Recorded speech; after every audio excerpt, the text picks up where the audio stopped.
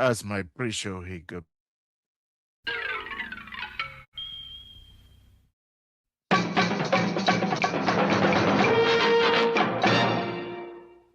But that's all right. It's me and you.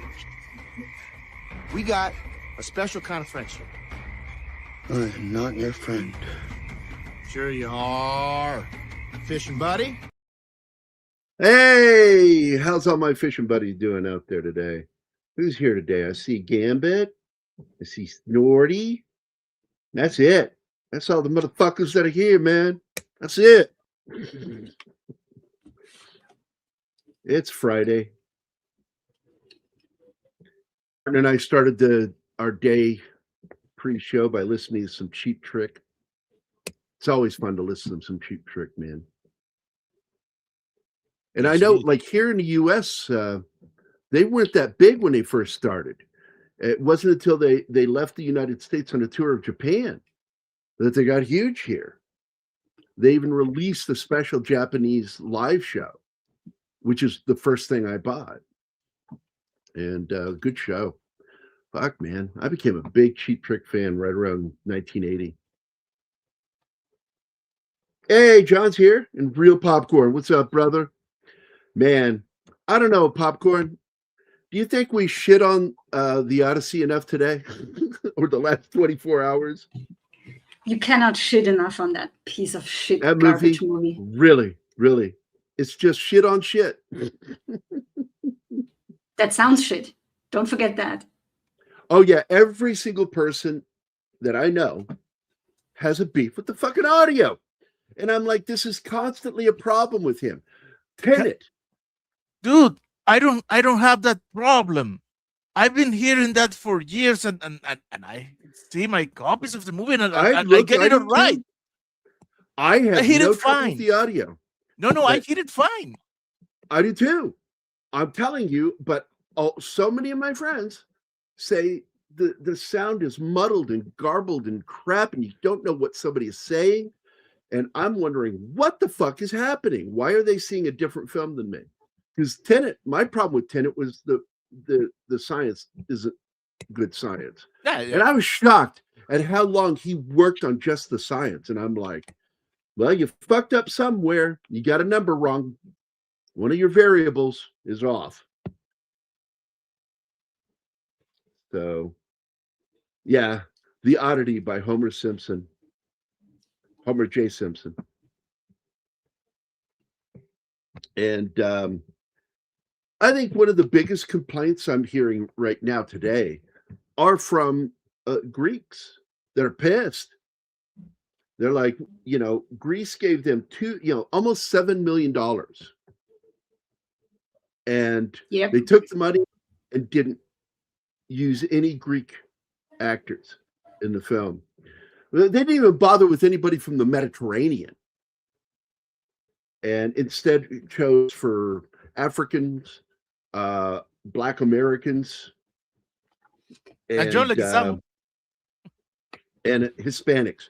A Hispanic walking around using the popularity of this new film, good or bad, to promote his people who are non-Hispanic playing Hispanic roles, while he plays a Greek. Dude. Yesterday during Kids Show, that thing, I don't remember who in the chat brought it up, and our new panelist, she asked me, what do I think about Latin representation? And I said, well, it is hard to say, because we, Latin American people, we didn't exist back then. we only been on this earth for 600 years. Yeah, like, look, there's also mixed cultures down in Mexico, Central America, and South America. Not everybody is of the same color down there. No, because every region, the Latin American people is not the Mesoamerican people. It's not the indigenous people. Of course, they're still indigenous people, but what we know as the Latin American, like John Leguizamo, We are a mix between the indigenous people, Portuguese, Spaniard, and black people. That's what we are. That mix did not exist at that time. Yeah, and just to point something out to you is, you know, you get guys like this gentleman here. Let me get you a picture of him real quick. Images here. Whoa. There's a fugitive movie on the works. Oh shit, with Zendaya? I don't know. She's in everything. Who's she gonna play? The one arm killer? Yeah, the one arm man. So you get this gentleman right here, Canelo Alvarez. Yeah. And if you did not know he was Hispanic, you would think, hey, who's the Irish boxer? He's a fucking ginger. A short ginger, by the way. Short, stocky, red-headed fucking boxer. My cat's But name. he's what? My cat is named after him. Really? Canelo, my cat. Can your cat fight? Oh yeah, motherfucker. Okay. Are you kidding? He's a former street cat. Of course he can fight. Look at him. Look at this guy, man. And by the way, if you've ever watched this guy box, fucking beast. I fucking love this guy. Got a lot of heart in the ring, man. A lot of heart. He's in my top 10 favorite fighters today. That includes from the MMA as well. But fucking Alvarez, man, fucking clearly Irish. Because a lot of people don't know this, that a lot of Irish left America and went to Mexico to get better treatment and have, well, spend their money better because the American dollar went further. They in even Mexico. fought in the Mexican Revolution. For the Mexican. Yeah. there were For the battalions made of Irish people. And so you get someone like that. And so what do you fucking mean, Leguizamo? Who are you to decide who has Hispanic, lineage? You know, that guy can go suck a fucking horse dick. Like a really bad one, big, huge, shooting a lot of cum so he chokes to death. And demonetized. It was the horse dick, wasn't it? That got it demonetized. Yeah, I think it was. I'll delete it later. Yeah, right. I don't delete anything. I leave it all there. Most I'll delete later is like when they clip us for music, I will mute stuff. Or when I show a clip, I'll delete the clip. Oh, First of all, she's not putting herself in, buddy. You know that. You know that better than anybody, that she has been selected as one of the new faces. And they do this shit to us constantly. They get these faces and they just keep throwing them at us. And they put them in everything. The worst I've seen so far is not Zendaya. It's a Hispanic actor. Do you mean the Who's chicken kind of a sugar? cut. The what? The female sidekick of Sugar. God, she's a horrible actor. No. She's another new one. She has been picked because she is part of the alphabet community. Yeah. She played Supergirl in The Flash, and she can't act to save her life. She has zero acting skills. I mean, worse than Zendaya. Zendaya is more entertaining than she is, but that's not by much. I think they're pretty good. Both of them are in many ways equally untalented, and they're just the flavor of the fucking week for whatever fucking reason. With Zendaya, I think it's just simply she's got a weird name, and so they're like, everybody's saying it, we got to put her in everything now. But the guy I'm talking about played the Mandalorian. That's not a new one, though. He's been pushed on us for way too long. I didn't say new. When did I say new? I thought you were talking about somebody new. No, that them doing this is what I said. Is nothing new. So catch my point, catch my drift. So basically, that cocksucker is in everything. And it got so bad that one guy made a video of going to the theater and he goes, well, which movie should I see? And he points to the Fantastic Four and these 3 other fucking movie posters. The only 4 movies in the theater, all 4 of them have that piece of shit Pedro Pascal in them. All 4. He goes, which Pedro Pascal film should I see? Next thing you know, they're going to do a live action Shrek and have him play Puss in Boots, replacing a real Spaniard with Antonio Banderas, who is a god, by the way, in my opinion. He's a fucking god. He's a god of cinema. Like, one of my favorite films out there is with him and Stallone. Anybody? Oh yeah, Assassins. Assassins. I loved Assassins, and I thought it was a much underappreciated fucking movie. And it came out in '95, and I really did fucking like this movie. Like, good God, it was a good flick. And then on top of that, he had, what was the other film he did about bomb making? Stallone did. James Woods is in it. I hate that movie. Dude, I hate that movie. I do not. And they revived the Miami Sound Machine with that film by playing that fucking song in it. The rhythm is going to get you. Whatever. Rhythm is going to get you. But Stallone and Antonio are great together. Julianne Moore is really good in it. But what's her name? Sharon Stone, James Woods, and Stallone in that other film, which I forget the name of the film.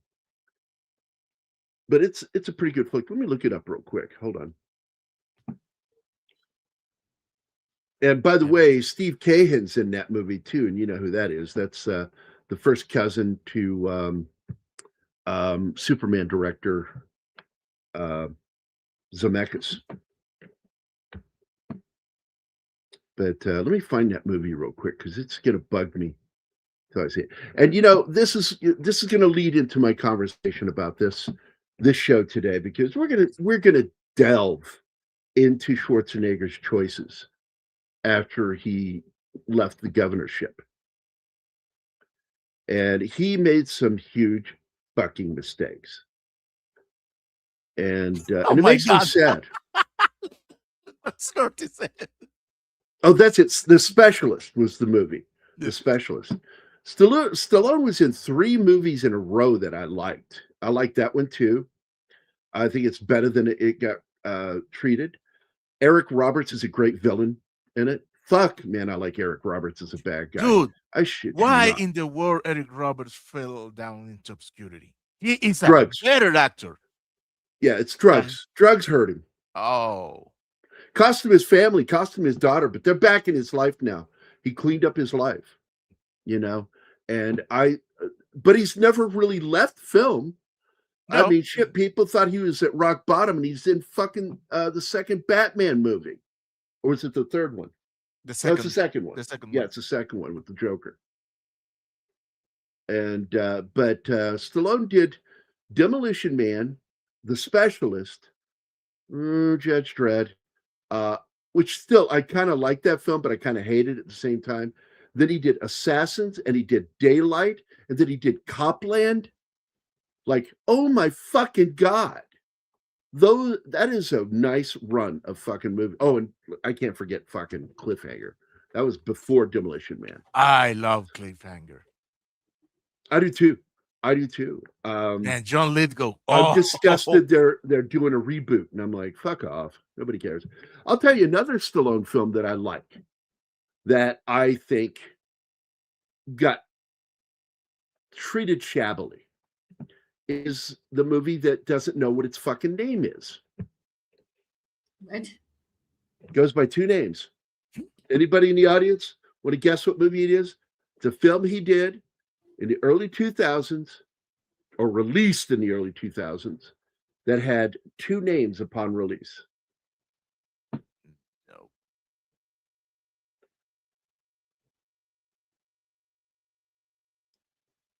Come on, do it. Tell us now. I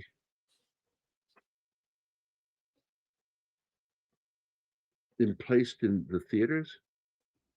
I get it. I got your fucking joke, Alpha. I got it. I got your don't. joke. Because it was The movie's a movie bomb. Yeah. Yeah.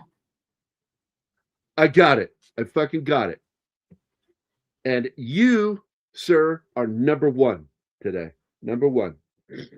Number one. You what? number one son. Hi, Alpha. How you doing, buddy? Yeah, Richard Donner was the director. That's right. The Specialist is a better film than it gets treated. And well, which goes right in, because with Donner being the director, anything he works on, his cousin's in it. His cousin's a good actor. Just like, I don't understand why he didn't have a better career, because he's actually a good actor. He plays their captain in the Lethal Weapon films, Riggs and Murtaugh. Good fucking actor. Anyway, I like The Specialist. Martin does not. So when we do that film, it's going to be a fun show. It'll be a fun show. But I got to point out that Schwarzenegger not only just left the governorship, but got caught up in one of the worst fucking controversies that he would ever face. Cheating on his Skeletor wife with the Mexican nanny. Which, by the way, I found it ironic that they showed pictures of her, what she looks like now as compared to what she looked like when he was banging her.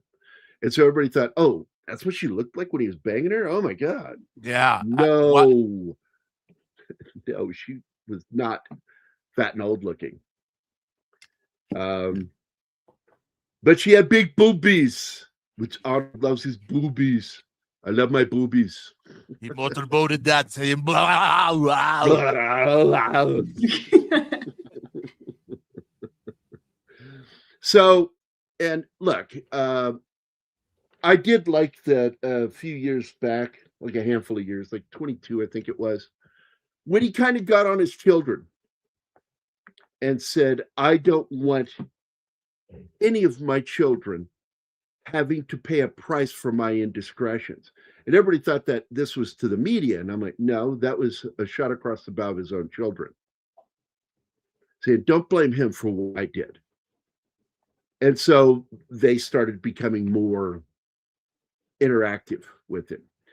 And his relationship with his kids has gotten better over time because of, his stand and because he's tried to become a better person. I like the fact that he gives a lot of credit to his son-in-law, which is Chris fucking Pratt, for helping him get back into his faith and trying to be a better person all around.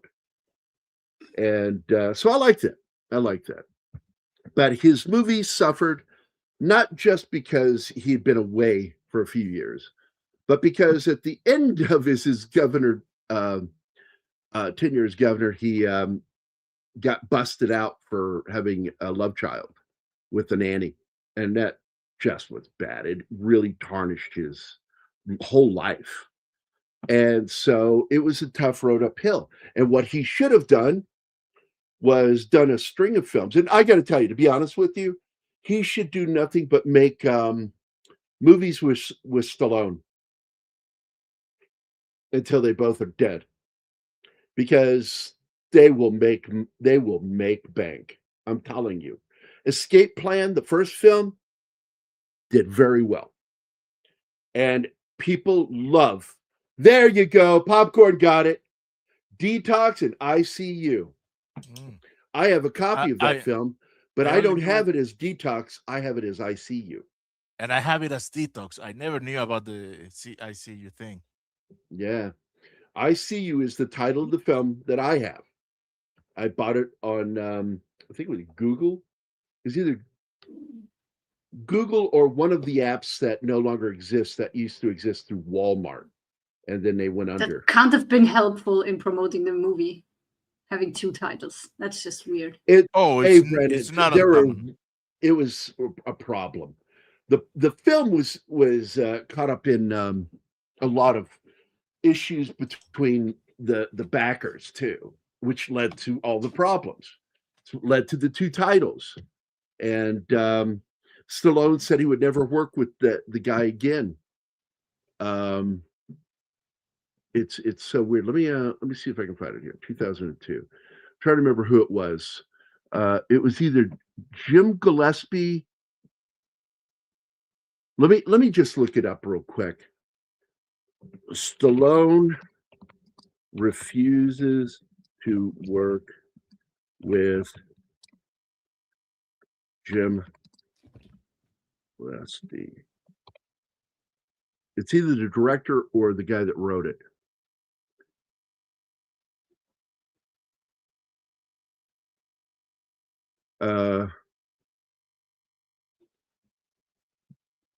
He didn't, and part of the problem was Stallone wanted more control over the script, and that led to the friction.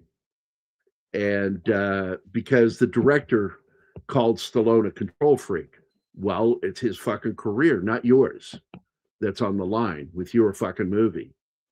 So I do get it, but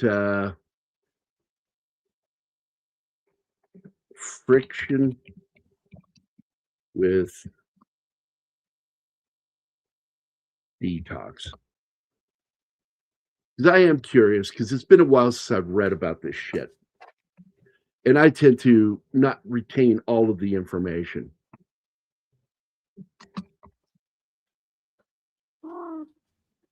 I know that voice. She wants belly rubs. Oh.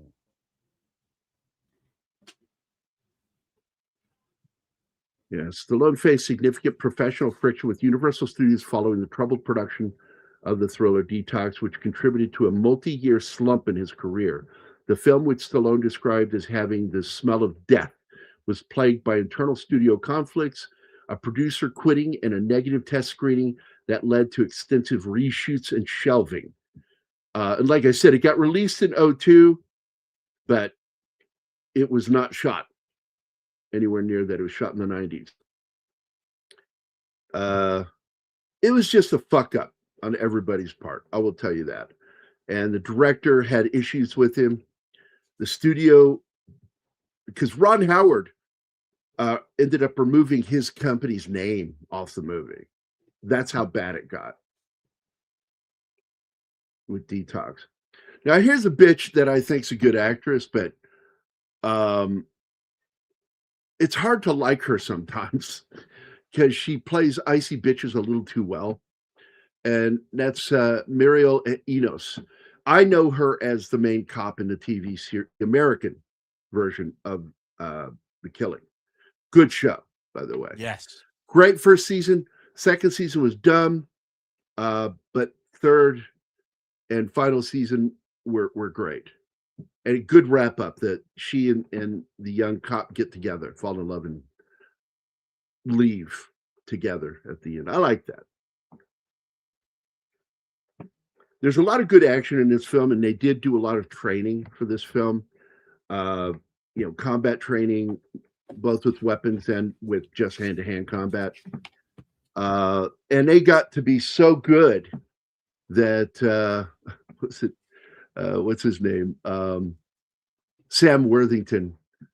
Sam Worthington is he's another one of those actors that got pushed out on people, and just his career did not show that. But it I was like working. him.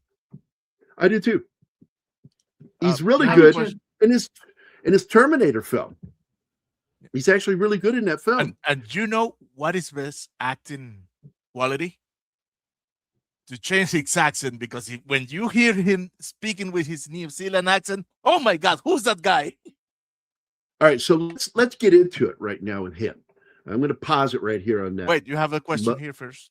Screen of mud that basically he was another one of those actors that was thrown at us. I mean, he was in the Greek ones, the Ah, remakes, the trash of of Titans. I Clash mean, of the Clash of Titans. no, trash of Titans was And where basically, he's the reason why the animated owl wasn't in the movie. He refused to be in it.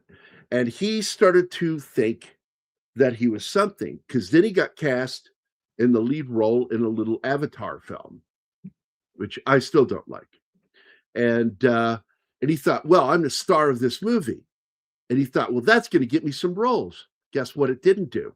It didn't get him new roles. Why? Because he's not really that great a fucking actor.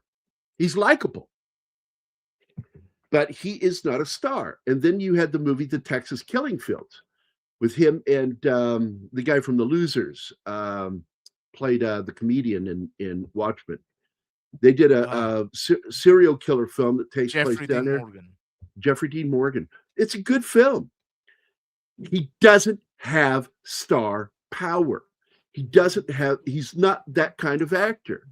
And why he thought he was going to catch on at some point really surprised me, because I look at him and I go, he's not a movie star. He doesn't have that kind of charisma or character, because movie stars aren't necessarily good actors. They're just really good at playing themselves or a version of themselves. Harrison Ford, he made the mistake often thinking he was a real good movie actor. Bill Murray suffered to the same thing. He wanted to make that, he agreed to do Ghostbusters so he could make his movie Razor's Edge. And it's not a very good movie. It's really not. And it's not his fault. It's not a good movie. So I paused it so we wouldn't do that. So go ahead and throw that question up, because I needed to go through that shit. Otherwise, I'm going to forget. If I get stopped in the middle of something, I'm not going to remember to come back to it. So question for Gary at Pop Culture Minefield, Martin. Which Mortal Kombat is your favorite as the older ones, and who's your go-to fighter? This shouldn't surprise you. I don't really much care for Mortal Kombat game or the movies. But if you were to ask me which one I enjoyed the most, it was one with Christopher Lambert. I enjoyed that movie. But I'm not a big fan of it. It's just talking about games. I don't play the games. I play versus games, but it's combat, like not hand-to-hand karate or shit like that. It's weapon combat, testing your skills against another person's skills and shooting.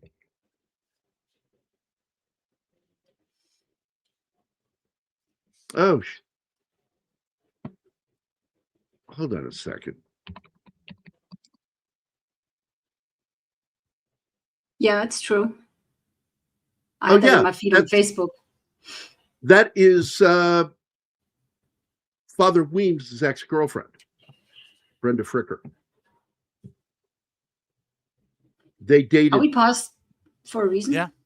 Yeah, I said why I was pausing, because I was trying to answer that question. And so anyway, Brenda Fricker from Home Alone 2 is my godfather's ex-girlfriend from before he became a priest. What? He didn't born a priest? That's weird. Well, if he'd been in the 14th or 15th century, yeah, he would have been born and ordained at birth.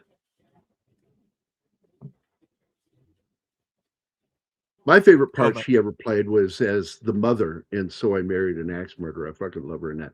And she's great in the movie Angels in the Outfield. I love this comment from Alpha. Okay. No, I've joked about it for a long time that Jai Courtney and Sam Worthington both equal one Tom Hardy.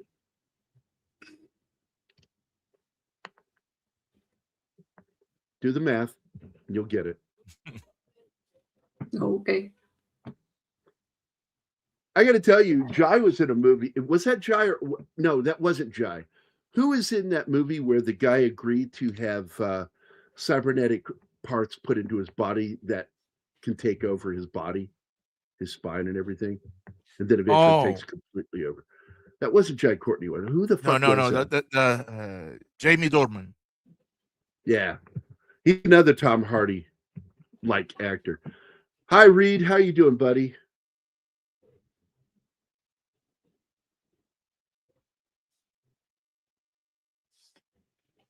And we have a breach. And a Canadian Spider-Man. Hey, Canadian Spider-Man. What's up, brother?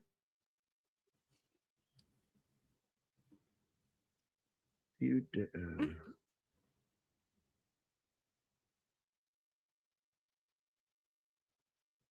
we go. Sam Worthington, much like Jai Courtney, are better performers when they use their real accents. I agree. In Razor's Edge, the one where Murray plays, yes, that's the one, Snort. And it's a good story. It's just, I just think that movie suffered to Bill Murray trying to be serious. It was a few days ago, but also a recipe to Hal Williams, aka Officer Smitty from Sanford and Son.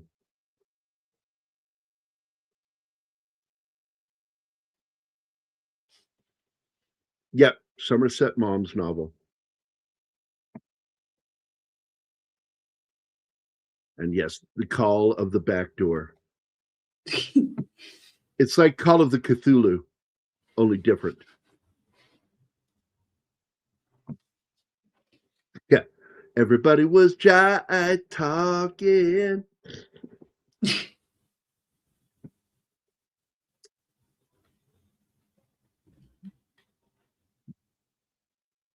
So let's see. So you actually, because look, they got Dave, and here's the weird thing. Like, we were watching an interview where they ask Arnold, like, David Ayer wanted you for this film. And he goes on a discussion. It's like, what is he talking about? He wanted Ayer for the film. Yeah, he was already attached to the film. He went looking for Ayer to join. And Ayer was kind of surprised, like, he wants to work with me? And so, yeah. He felt honored. Yeah. And, but here's the big mistake. So this is what I was trying to get to a little bit ago. Is Arnold made a huge error of calculation, which is the ratio of his easy to make money movies to his more dramatic films, his attempt to be more dramatic. And he didn't have enough hits to help his career survive. And so his career died at the end of all of this. And he's been relegated now to television and other people's movies, where he's not the main draw anymore. And he did it to himself, first by having bad press, by daring to have, an infidelitous relationship with a nanny, cheating on his wife, Skeletor, and daring to have a child outside of their marriage. Let's see. People don't like cheaters. The 46 version's better.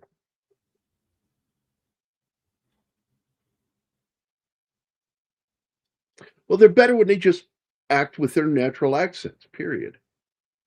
Because they have to concentrate when they're playing Americans.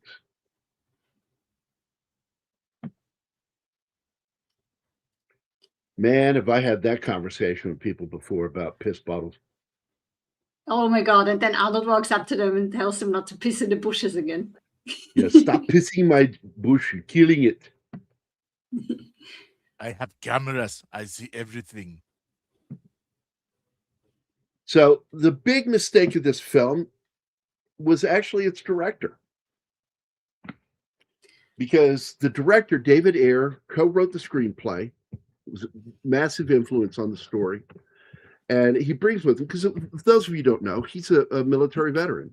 He served in the U.S. Navy. He worked either radar or sonar on a submarine. And worked on some top secret shit. But that doesn't mean that his career was top secret. It wasn't. It was just simply some of the shit that he did in the Navy. It was top secret. And but he brought with him that military sensibility to his films, which I think is what I like about his films. Because even you've heard Mad Mardigan and I talk about this, about his firefights. I love his gunfights in his films. And even when he's just the writer on it, the military side of it really comes through. Yeah, but I'm And glad that they pulled the trigger on the alternate endings that he shot because they were bad. well, yeah, because the original endings to the film was a bad idea. It was a bad idea. And I think it was executed badly, where That too. the main character is actually the female agent, the cop. She is the character, the main protagonist of this film, Detective Caroline Brentwood, played by Olivia Williams. And it leads to, and I'm shitting you not, a major battle, hand-to-hand fight between her and Arnold, where she That gets the upper goes hand over twice. 5 fucking minutes or longer. What? She wouldn't It's a stand half a huge minute against him. It is so stupid. Dude, just one slap from Arnold, and that fight is over. It was stupid. It was really fucking stupid. And And it looked they bad. they had a test screening, didn't go well. Everybody They hated it. pulled in an additional ending, different ending, and it did not go well. There's an entire sub story from this film that is completely gone, which is a missing child, which is really what the two police officers were investigating when they get pulled into this mess. And it's a stupid subplot. And there were complaints that the studio interference, it's not studio interference. Your fucking movie tested badly. The ending is what tested badly. Having Arnold be the villain, the real villain. And he was trying his best to go for an Agatha Christie style murder mystery. And I get that. And it is basically borrowed straight from And Then There Were None, which is, in that story, everybody dies in the end. In the original Agatha Christie story, it's known as different names, 10 Little Indians, 10 Little Inwards, eventually just became And Then There Were None. And so this was kind of quasi like that. And the problem is somebody then has to be the killer, the main villain. And they made Arnold the villain. And by the way, the haircut is also David Ayer's idea. He felt like Arnold needed to look different from all of his other films. Yeah, but it's a bad haircut. No one looks good in that. Oddly, it's the name of a haircut that he played a character named Dutch. It's a Dutch haircut, and it looks like shit on him. That's the old federal FBI haircut from back in the 30s. It's just terrible. That is, if you worked for the FBI, that's the haircut you had. Yeah, Agatha Christie was the killer all along, Shanatsky. That's right. Well, yeah. So the movie did not test well. Him being the villain did not work. And so they said, we got to rewrite this whole ending. And in the end, they also jettisoned the missing child storyline, which I think is a good idea because you're just straying away from the main story, which is somebody in this team stole that money. Somebody in this team is killing the other members. Is it the person that stole the money or what? And in the end, what they figure out, or we find out at the end, is it was the redhead bitch. Yeah, the crazy bitch. And kind of her boyfriend, but it's really mostly her. Because that was my money, she says. They are married. No. She her husband was clean. She was having an affair with the black guy. And they were the killing team. Sugar and Lizzie. I thought it was just her. No. And so you've got basically, this sub-story of the money. The money is the sub-story, and the second sub-story is the cartel and his family, Schwarzenegger's family, his wife and son being killed. But they are linked because he only steals the money because he needs it to pay the police officer in Mexico to get the information that he needs to. Well, that's in the new one. Guys that killed his. That was the reshoot. That's the one they went with. Yeah. In the end of the original one is he had hidden the money under his pier down by the boat dock. And it was while he was going to get the money that she came after him. That she came after him, and they get into a fight underwater. She shoots him in the arm, and then they end up in a fight all the way up to the beach, and she gets the upper hand twice on him. I'm like, get the fuck out of here. It looks so bad. She weighs 135 pounds soaking wet, literally. And he's 245 pounds of muscle. And it's like, no, that doesn't work that way. Well, I guess don't work that way. I guess there was a lot of. Oh yeah, there was. And then they have two endings for that option. One is that she goes after him again after he's already in the car with the money, and shoots him, like empties the whole fucking magazine into him. And in the other version, he shoots her. Yep, shoots and kills her, and then gets away with the money. And it was just dumb. Both were dumb. Yeah. Dumb. And the director, David Ayer, felt that his ending is better than what the studio had him redo. I'm so glad I don't got agree at all. overrated. I am like, no, dude, your idea is a bad idea. And I can't believe I'm saying that about David Ayer, but yeah, his idea was a bad idea. Not with a Schwarzenegger movie. You don't do that. You cannot turn him into the fucking villain. It's bad enough you've got him acting. That's hard enough on the audience. Then you're going to make him the villain too. So yeah, he got overruled and that shit got changed. And you can find the alternate endings on YouTube if you go looking for them. Yeah, we watched them. They're not good. And so basically the ending with her dying in the trunk of that car, because he still smokes her. Yep. She reaches for a gun. He still smokes him. But well, it's a question. It's questionable, his shooting her, because I think he was going to kill her anyway. But yeah, but she reached for the gun. Yep. In the original version, he just shoots her in the chest and kills her, and they're yelling, "What are you doing?" He goes, "He reached for a gun. I swear." And it's really weird, and he didn't sound convincing at all, and I didn't like it.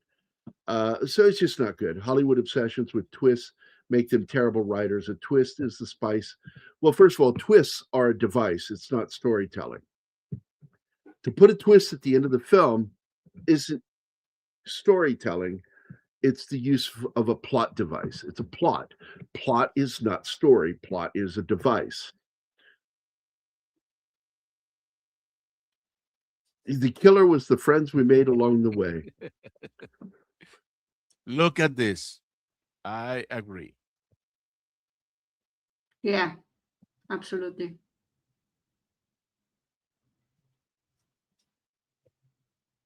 Yeah, you have to have him the bad guy the whole time.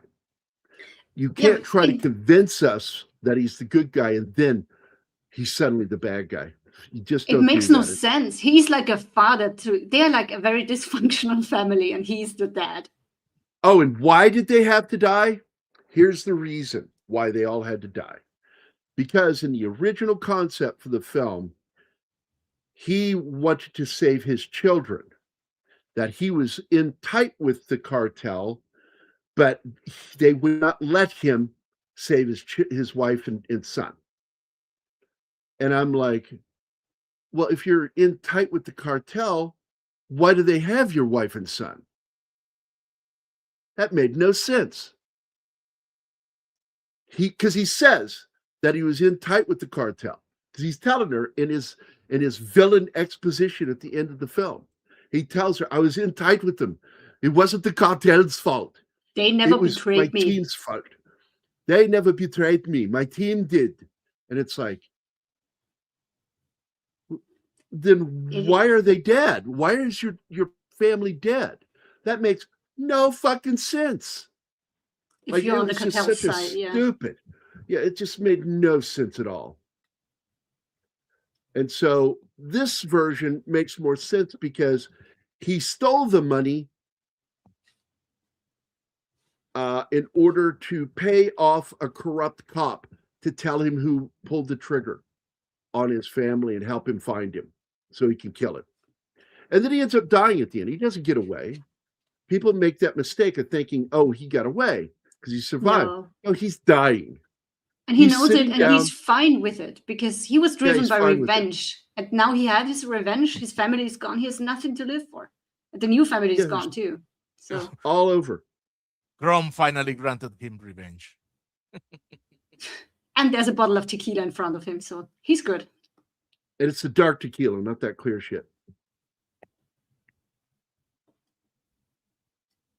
Part of due to the modern writers thinking everything must be deconstructed. Yeah, I just don't even want to get into this shit. No. It's sort of like the shit that Real Popcorn Geek and Tree Rock Creations and I have been talking about for color gradation. It's like, you want to see a master at work, go see Roger Deakins and look at his work. Since 1978, man, that guy has been a master of being a director of photography, a master of light, and a master of color. And he figured out how to make his digital films that he's DPing on look as good as film. And do you know how he does it? No. Converts it to film. And then draws it back in for the finished work. The finished film is actually made from film, not digital. His final color gradation comes from the film, not digital. Because if you look side by side at the digital shot compared to what it looked like when it was put to film, the color and depth looks better in film than it does on digital. And he's just a master at it.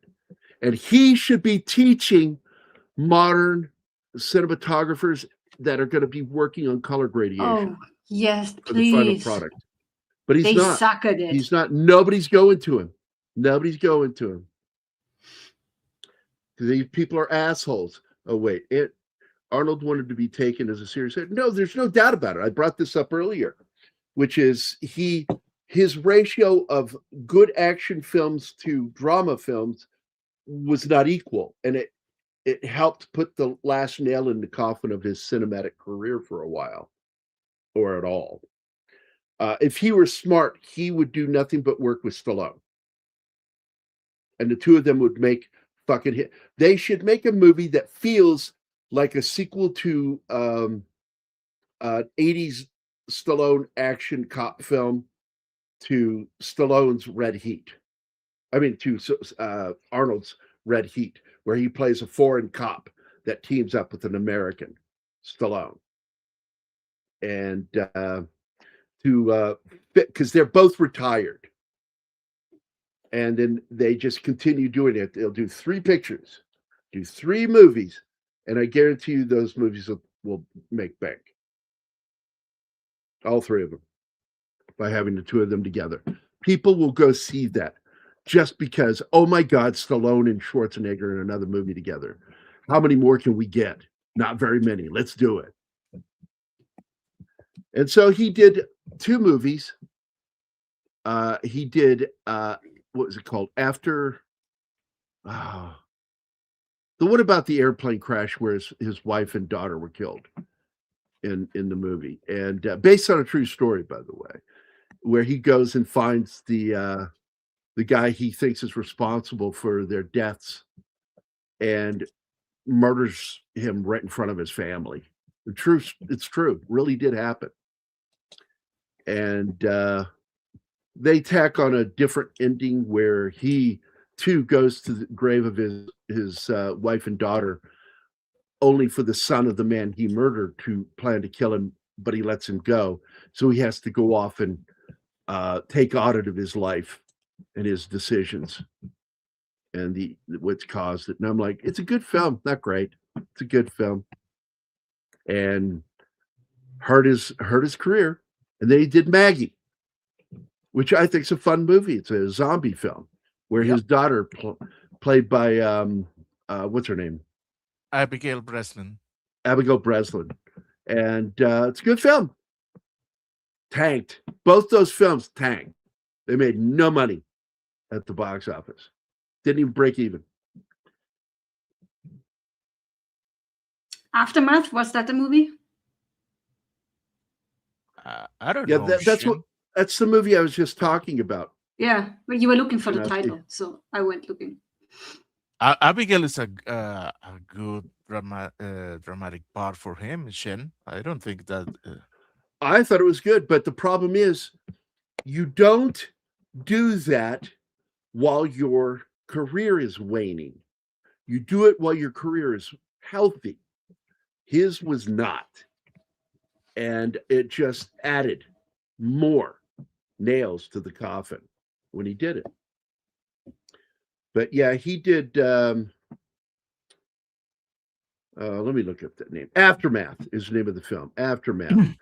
I just Which said is, that. like I said, based on. Oh, I didn't hear you. I thought you were pointing out that someone else said it, and I didn't see them saying it. No, I went looking for the title because I couldn't remember, and Oh. it pissed me off because you just talked to me about that movie. So I went fine. Popcorn got it too. That was cool. Yeah.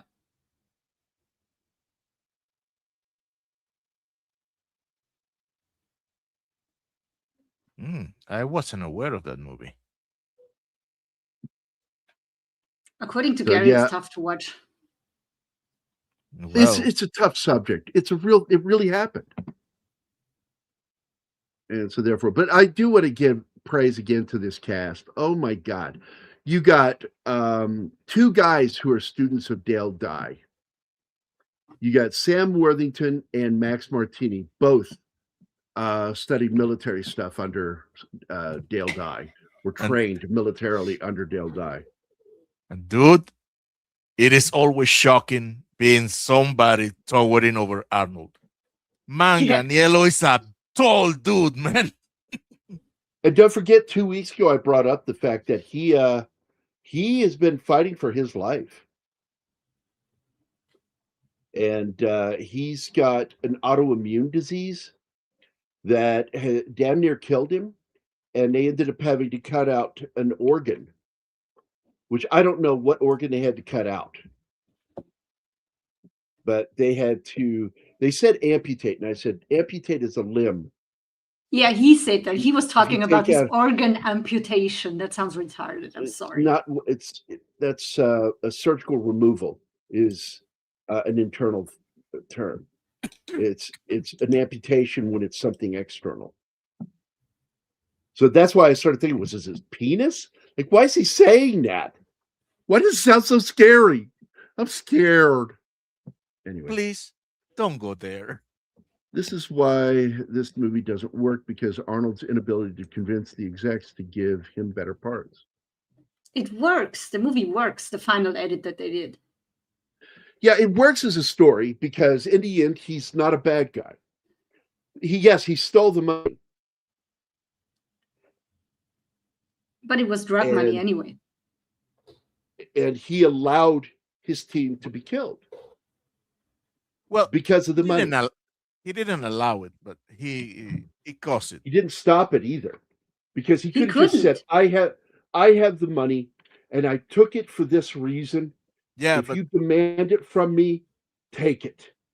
He I didn't thought know, that's though. what he should have He done. didn't Exactly. know At that that one of point, he his didn't team know. was the killer. He thought they made it look like cartel killings. yes, he was convinced all of them were being hunted by a cartel. And he gets confronted true. after the Yeah. first guy dies. He gets confronted and he tells them, this is just the danger of the job. It comes with it when you go against cartels, that they will come after you. So, but I love the It's training that they very did. true, yeah, but look, I don't like it when people like Ryan Johnson use terminology like subverting expectations. I think that's a lazy fucking word, or two words, subverting expectation. Subverting expectations actually has a name. I've told you guys this before in writing. It's called irony.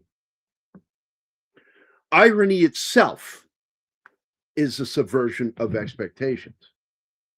And it's the point of endings to films that have that shocking ending. A plot twist, as some people like to refer to it as, can actually be brought to organically, where this whole time you thought it was just one thing, and then you find out it was something completely unrelated to that. And that's using subversion in writing, which is called irony.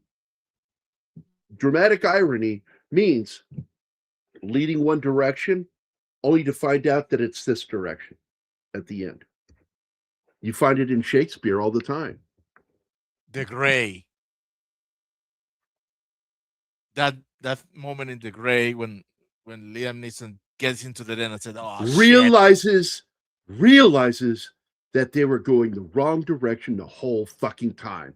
They were on a direct path to the den instead of the opposite direction.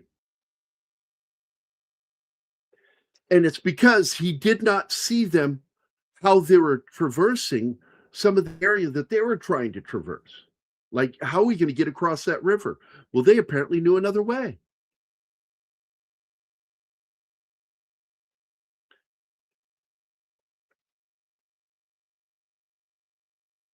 What's the Jane Austen one? Great Expectations. M. Night Shyamalan Ding Dong was addicted to the plot twist. He loved the Twilight Zone style twist. And he stole that idea from Rod Serling. And he made an entire career out of it, the same way JJ uses the empty fucking box. I'm sorry, mystery box, which has nothing in it.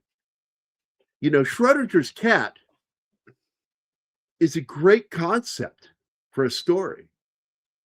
But eventually, you either go the Spielberg way, where the cat gets rescued, or you go the Herzog way, where you find out the cat was dead all along. The Herzog way. Of course it's dead. And I'm right. I'm making two good comparisons of storytelling. The same story told two different ways. Herzog and Spielberg.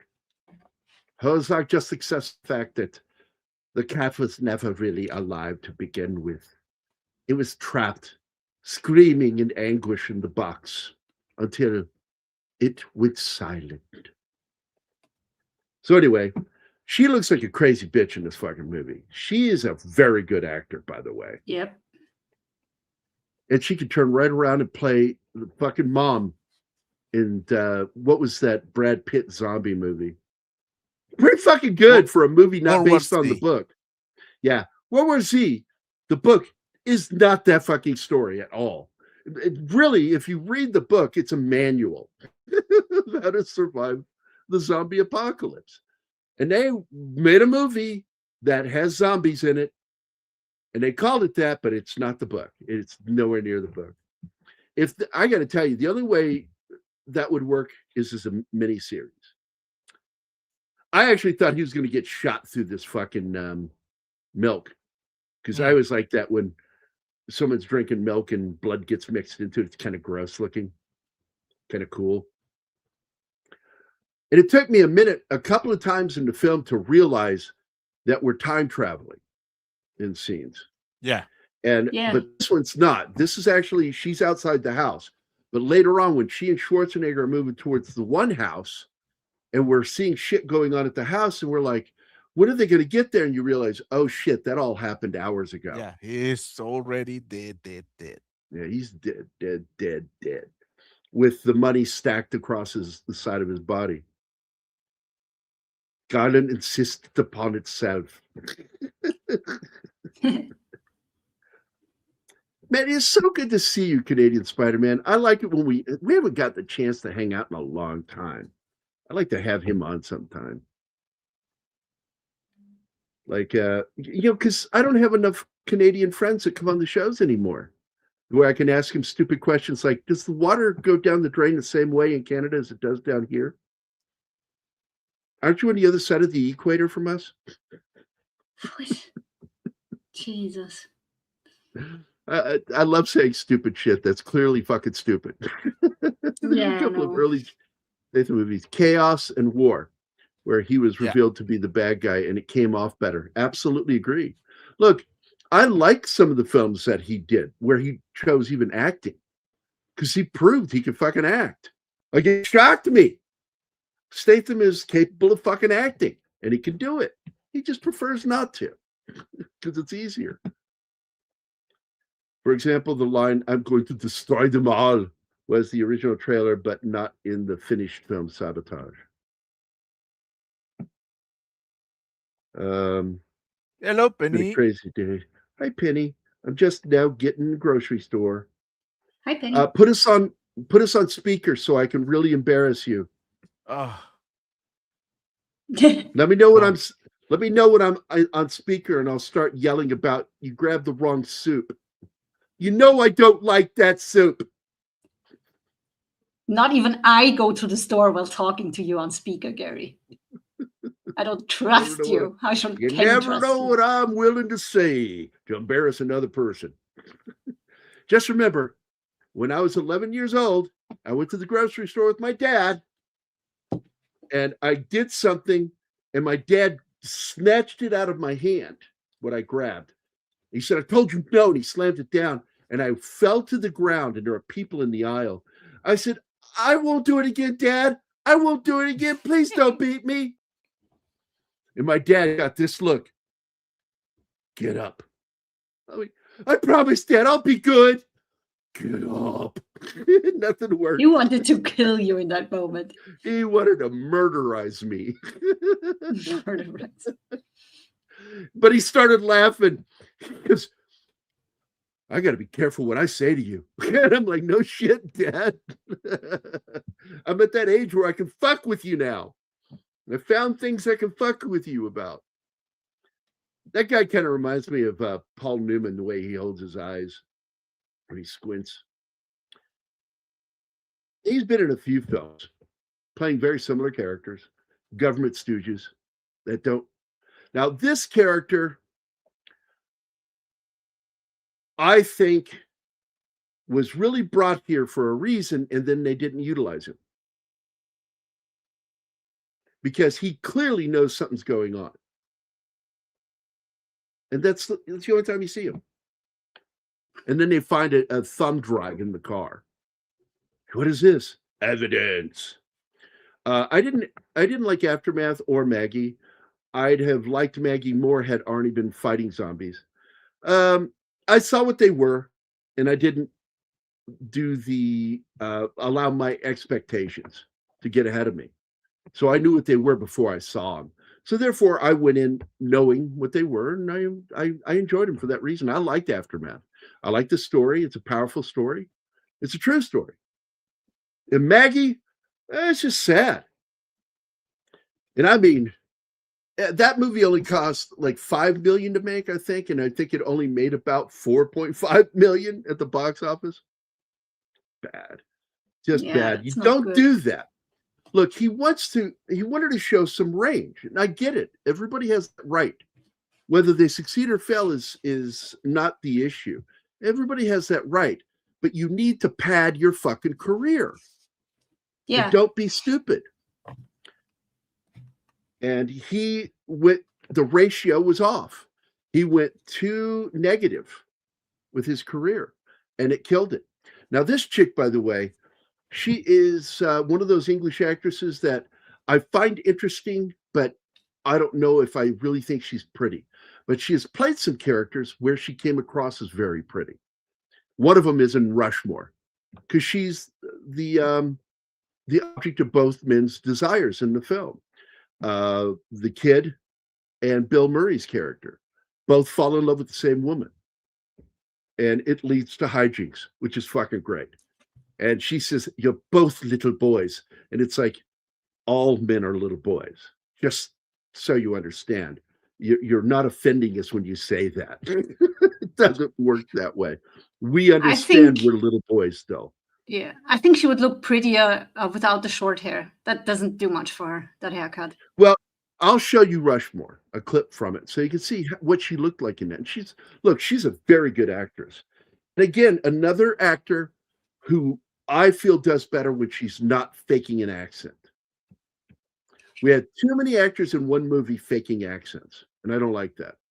I like Worthington's. Yeah, Arnold never fakes it. What's weird is Stormare on our Wednesday movie was doing a Georgia accent over top of his Swedish accent, which is weird. Look at that. What? Yes, we're talking about the Odyssey right now. Now, it's incredible. We do not review garbage movies here. How beloved Arnold is, that he can play a character named John Worthington with that accent, and nobody cares. Yep, nobody cares. Like if he did an Irish name, yeah, this is the scene I was talking about where it's like, this is where we're cutting between now and what happened an hour ago. And it threw me off. No, at first. days ago. This should have Days. happened. Was it days? I thought it was hours. Weeks, because the dead guy was part of the professional attackers. hitmen, and all his crew has been submerged in water for a week at least. Yeah.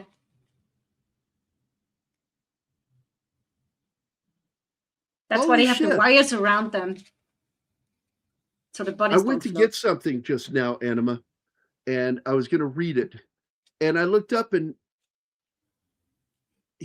fucking John Russell just messaged me. Man, I haven't talked to that guy in 2.5 years. And he just messaged me out of the blue. Because I've messaged him multiple times, and I just don't think he ever checks his account. This is a close childhood friend of mine. Like, he was like my big brother in school. He protected me like my brother Mike used to when I was in high school.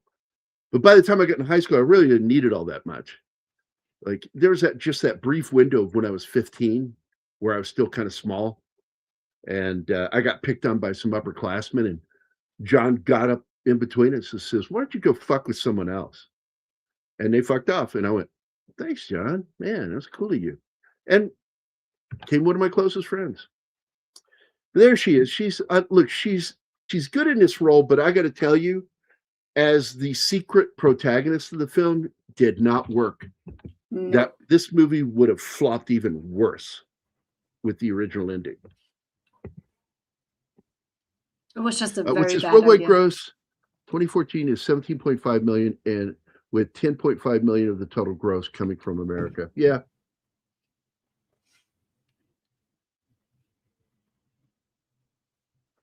One of Arnold Schwarzenegger's finest political performances, if time serves him kindly, but it wasn't a movie driven by grueling It's violence. wasted in a movie.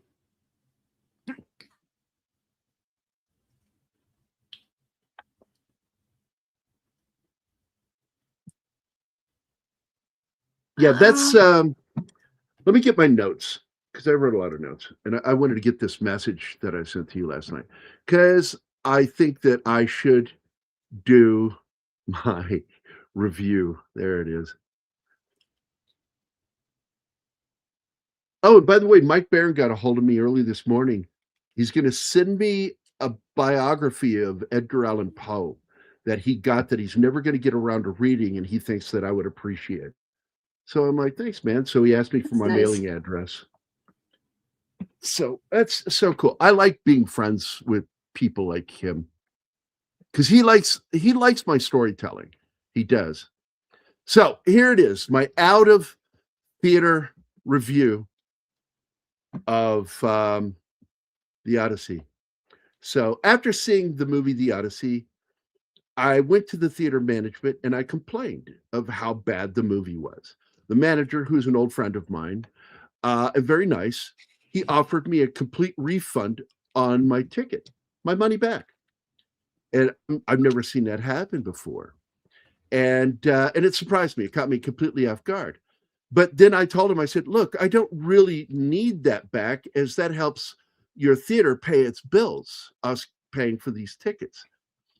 But what I want back is the nearly 3 hours I wasted seeing this movie.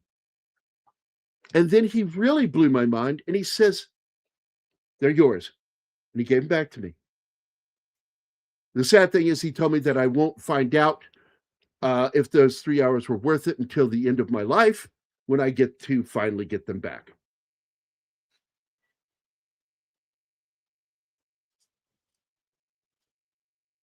It's an interesting idea. You have the 3 hours back. Thank you. But you won't get to know whether they're worthwhile or not until you're near your death. You get the 3 extra hours at the end. Yeah, because Probably- the moment probably- you're being told you get the 3 hours now, you're like, oh fuck, I'm dead in 3 hours. I'll have a fall from a great height.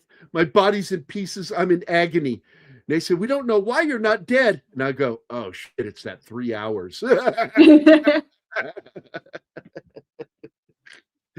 I spend the last 3 hours in complete agony. It's not very nice. So that's my out of theater review of that fucking movie. Didn't you look it up and it turned out to be gland in his neck? It was a thyroid. And I don't know if it was in his neck. I just know that it was a thyroid issue. And Thank God. it impacted him. But now he has turned to other options instead of medical. And so he seems to be doing better. He changed his health habits, eating habits. He's brought faith back into his life, you know, Just in case. and which I think he's Catholic. But he's making, like, I think the thing that had the biggest impact here was the health choices and the way he eats. And he continues working out, training. And I think it's all having an overall impact on his ability to help him with his autoimmune problem. And that's it. I pray for him. I do. I pray for anybody who's got maladies like that that impact their autoimmune system. That's almost the same story with the chick who plays Starbuck in Battlestar Galactica. She got an autoimmune disease and they had to remove her thyroid, but she's still exercising. You can see her in her podcast, and she's all right. Of course, she had to introduce some changes in her, also some changes in her diet and her health routine. But yeah, no, I get it too. That really will have an impact. By the way, in the Ben Affleck Batman world, Magneto was Deathstroke. yeah, we were robbed Wanted to see out it. of that. Yeah, man, that well, it's not an amputated clay. It's excised. removed. Removed. Like when he said that I had an organ amputated, I'm like, the only organ you have on the outside of your body is your pecker. Like, oh my fucking God, what? Like your testicles and your fucking like, I didn't know what he was saying. It freaked me out. He did it to over dramatize. Yes, it's true. This man has no dick. Oh, How do you know, Snowdy? Did you check? That's from Ghostbusters. That's the line from Ghostbusters. You know, when Dan Aykroyd's character says, until Dickless here turned off our power grid, and the mayor turns and says, is that true? To Bill Murray's character? And he goes, yes. Yes. True. This man. This man has no dick. no Oh yeah, I remember. Richard Roper of the Chicago Sun gave the film the brutal, bloody, dark, and at times gruesomely funny thriller isn't some David Fincher-esque mood piece where all the clues come together at the end, and they're where the heroes triumph. It's more like a modern day Georgia version of a spaghetti western. I can't totally disagree with that, but I think that's a not a very accurate assessment. The Sixth Sense is not the greatest film ever made, period. And I ruined it for my boss and his family because I leaned back because they were sitting right behind me in the theater. And I leaned back and I whispered to Craig, my boss, and I said, when he went to try to open the basement door at the beginning after the opening scene, and he goes to open the basement and it seems to be locked. He can't get it open, but they're not showing why it's not opening. And I said, he's dead. I said, he's dead. Watch, he's dead. And then I remember Deanna, his wife, was like so pissed at me later. She's, I can't believe you said that. And I said, I wasn't talking to you, lady. That was an A&B conversation. See your way out of it. It was a shitty thing to do. He was another person, by the way, just like you, that liked hitting me when I misbehaved. You deserve it. No, I didn't ruin it for my brothers, but when they were like, what the fuck at the end, he was dead the whole time. I was like, you didn't catch that? And they felt very stupid. Because I did. Oh no, I do what Gary does when I'm watching movies only with my family and I catch something and say, oh, this is gonna happen this way. That I always tell them. We've done that movie on here, and I'm going to tell you something. I fucking love that movie. I do. I love that movie because it's an allegorical tale, and I got it. And they're not aliens. They're not aliens. They're fucking demons. Yep. That's why there were no ships.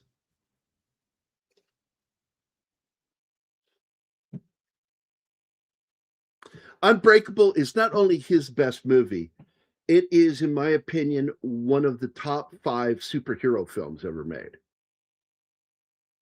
And I would like to say comic book movie, but it's not based on a comic book. It is a superhero story, and it's really fucking good. And that is where the twist ending at the end caught me just right. Didn't bother me. I love that ending. You know how I knew? Because the hero was the opposite. I'm breakable. You're unbreakable. Like, holy shit. Holy shit. Great ending. Some tribes in Africa drink blood milk. Yes, I've seen that, dude, and it's gross. Go ahead. Did you address this?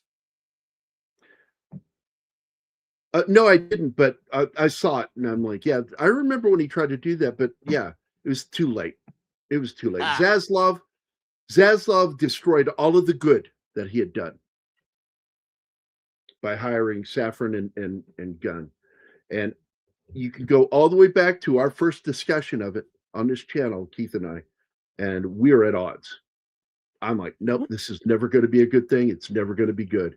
Gunn is the wrong guy for the job. And Saffron is his fucking crony.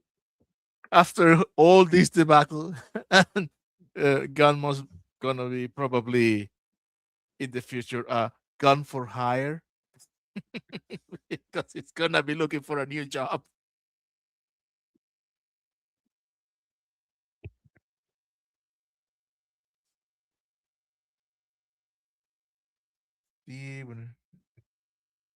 Okay, Snorty. It's not New Zealand anyway. I think it's Australia where they say it goes. It's the same thing.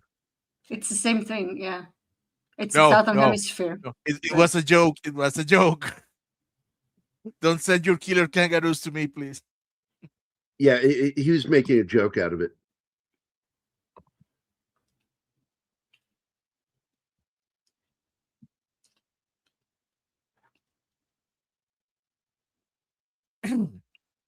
I seem to be and too tired. By the way, that's the other thing.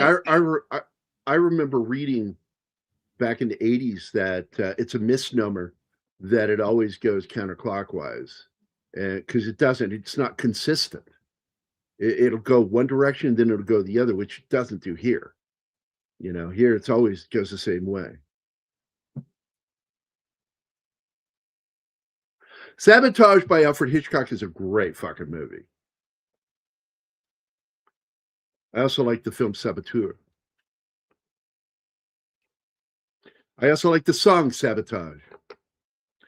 Heisenberg, Ohm, and Schrodinger get pulled over for speeding.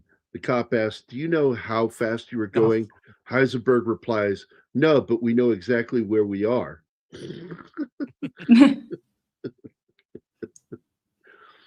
The cop becomes suspicious and asks them to open the trunk. "Hey," says the cop, "do you know there's a dead cat in there?" Schrodinger replies, "Well, now we do."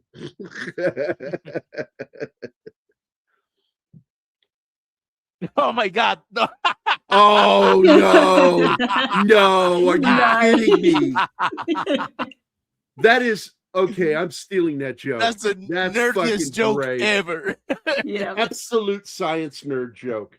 Great fucking joke. I'm stealing that. Holy shit.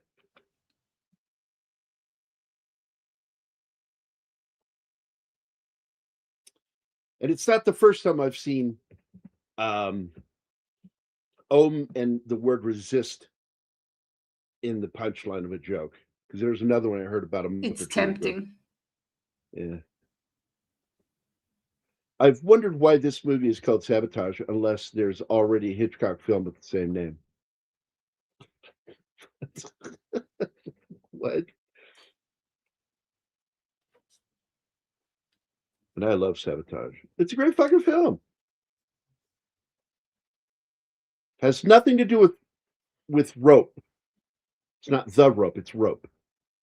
Okay. You've seen the movie with me. I showed it to you. It's the Hitchcock film where it's done like a stage production, and he would run the 10-minute footage. He would shoot for 10 minutes, and right as it's about to run out of film, he would move the lens into somebody's back or into an object. They would reload, and then he would pull the camera back like it was one movement. So it looks like it's one seamless stage production. An hour and a half. I don't remember that. And it's where the two guys have murdered a classmate that they wanted to get out of the way for another guy to have a shot at this girl. And but everything begins to fall apart for them right the moment Jimmy Stewart's character shows up at the party, because he immediately keys in on the rope and the why would you put those things on top of a trunk like that? It was really weird. And he caught it.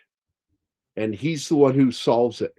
And what sucks is his character realizes that his statements that he made in a lecture about the how intellectuals believe that they are superior of that of the rest of society, so therefore are morally more morally grounded than society. So they should technically be able to get away with murder because they've earned it by being smarter than everybody. And because of this lecture, they really took it upon themselves to do this. But he was actually making the counterpoint that they didn't understand because they're both psychotic. They missed the whole point of what he was trying to say. And so they think that they had the right to kill the guy. Rope is a great fucking movie. It's the first movie shot in real time. Does anybody know what that means? Do you two know what that means? Yeah, every second spent. No, every. You're on it. You're on it. Yeah, but it's every second that takes place in the movie takes place is in the real same world. amount of time that we're watching. That means that there's an hour and a half in the movie, then an hour and a half took place within the film. It's all done in real time. The next major film to do that is my buddy Josh Becker's film, Running Time. It's the first film since Rope. Someone tried to say that the movie with Johnny Depp and Christopher Walken No, And I said, no, it is not it's in not real real time. time. There are a lot of scenes that are in real time, but the whole movie isn't. There are Yeah, jumps. I looked up the plot, and I do not remember that movie at all. I pointed out that, there's a debate over how Hitchcock pulled off his cameo, and it's at the beginning. He's a person down on the street that you're looking down from the building at.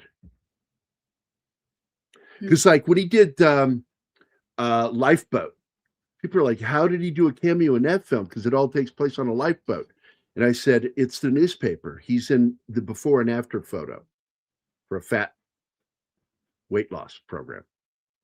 He's the fat guy. Okay. Very clever in the way he pulls shit off. Penny, careful with the lettuce. It may cause explosive diarrhea. Oh my God. What? They just had a recall on some shit. Was it the lettuce that they had a recall on? It was tainted. Alfred Hitchcock had always used the term bomb under the table. Actually, the term he used for the bomb under the table is called a MacGuffin. That's the term he used, MacGuffin. The MacGuffin is the bomb under the table, but the term that we don't know if he invented it, but he's the first person of note that we know used it, is the MacGuffin. And the MacGuffin is the thing that's in the briefcase that the hero is trying to keep the bad guys from getting. It's not important. It's really not important what's in it. It's really not. It's what happens in the process of the storytelling that matters. The bomb under the table is just a means to get to the next thing.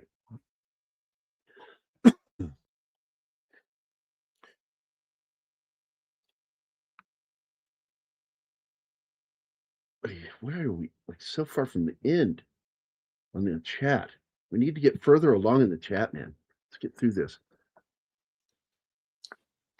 Well, it's mostly hellos and the copy paste.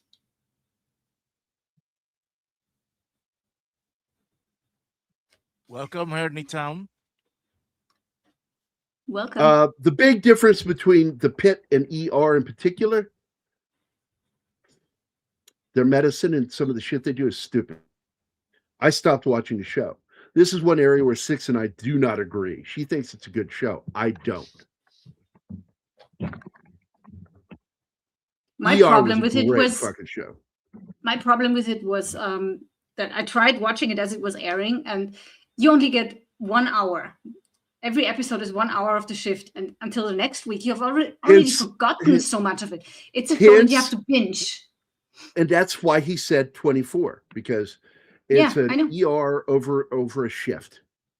And it's just fucking stupid. I didn't like it. It works when you binge watch it. It doesn't work when you have the episode spaced out. It doesn't work for me binge watching it because the shit that I predicted the guy. I'm like, this guy's going to go walk in there. He's going to get blood in his eye because he's too stupid. Like, nobody would fucking forget to do that because everybody would be masking up going into that fucking room. I know. And it's just so fucking dumb. And the politics of it.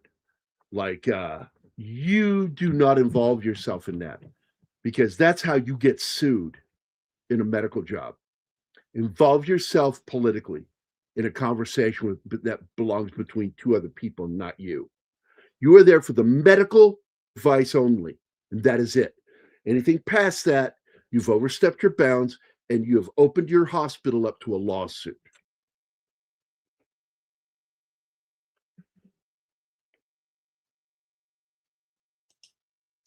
Yeah, I saw a movie called The MacGuffin Brothers, but the mystery at the end was which one was which.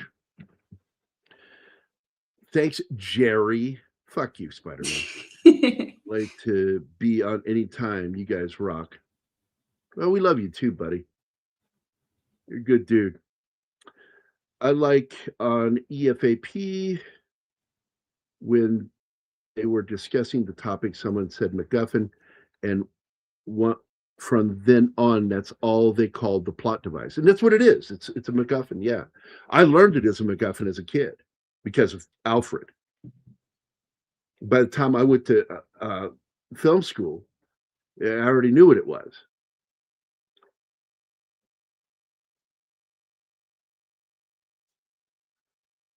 The Nick is about a prison, so I'm trying to figure out. I've never watched it. Or am I mistaken? I thought that show, The Nick, was about a prison or some shit. Well, it may be the Someone should do infirmary an in a AI prison. version of Taco Bell ads with the dog. Yeah, I made this. Bong.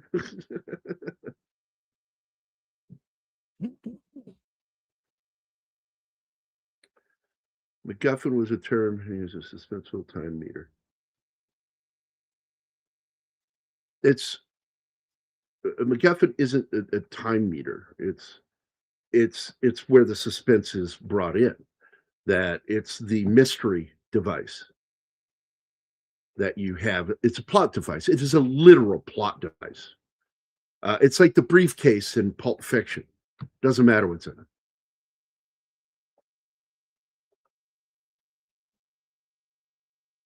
No, it's just period. A MacGuffin is the plot device.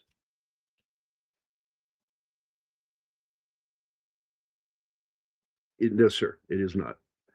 No, it is specifically directed at that magical thing that which your characters have to attain. And by trying to get it, steal it, destroy it, stop it from getting to the bad guys, is where the story takes place. That's the story. And the device is just the thing that gets them going.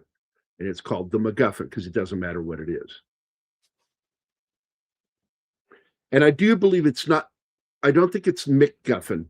I think it's MacGuffin. It's from MacGuffin, but I think the way he said it was MAGUFFIN, MacGuffin. That's how I thought it was spelled. I don't think there's a sin in it, spelling it that way, but as I recall, the original spelling was MacGuffin.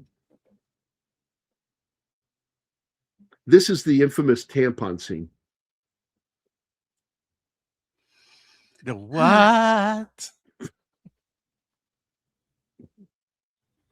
The bloody scene with the refrigerator. The infamous tampon scene. My God. Why? Why? I don't know. This is scary. Don't ask why.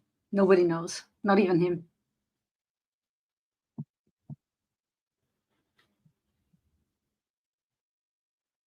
And that was Ooh, another we're getting close to the time showdown shifting with scene. Lizzie.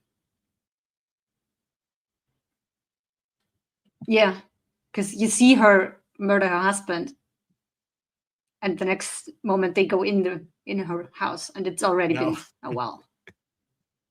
You know what is the real moral of the story in this movie? What Don't stick it on crazy. Don't Yeah. stick it in Crazy Tracy. Yeah.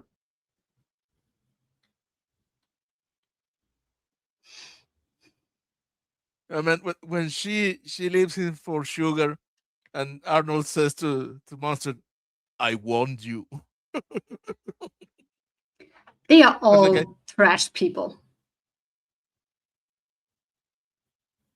Yes, exactly. The Maltese Falcon itself is a MacGuffin. Bingo.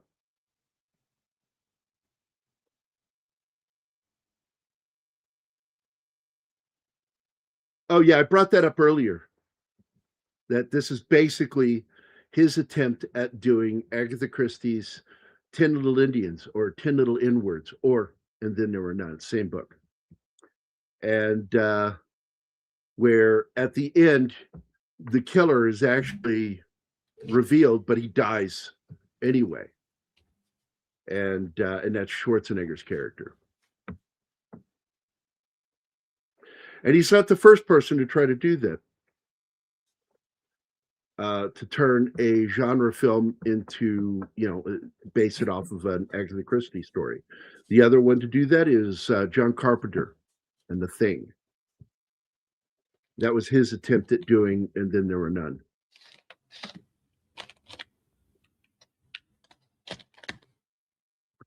Oh, that okay. I know, and he's a drug addict, right? I think he's a drug addict in it. His character, like a morphine addict or some shit. I don't know about the show, but I'm gonna watch it. I will watch almost anything with Clive Owen. Yeah, did you watch his miniseries, Mr. Marlowe? Was that it? Monsieur Marlowe? No. Well, now you got something to look forward to. Great series. We don't know if there's going to be another season, but it doesn't matter. It was a good season, a good series.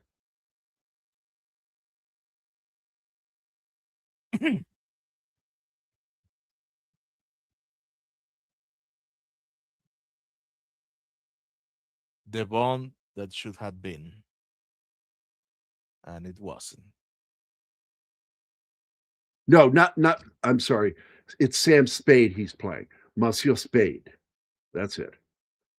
And it is in the latter years of the detective when he moves to France after the war.